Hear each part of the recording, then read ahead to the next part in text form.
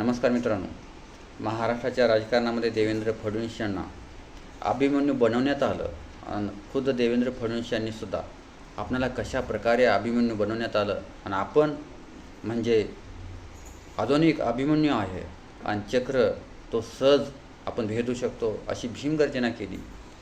परंतु देवेंद्र फडणवीस यांना हे माहीत नाही की ज्या एकनाथ शिंदे साहेबांना शिवसेना फोडण्यासाठी मदत केली, महाराष्ट्राचं मुख्यमंत्रीपद बहाल केलं, त्याच एकनाथ शिंदे साहेबांनी शरदचंद्रजी पवारसाहेब आणि मनोज जरांगे पाटील यांच्या साथीने देवेंद्र फडणवीस यांचा अभिमन्यू बनवला.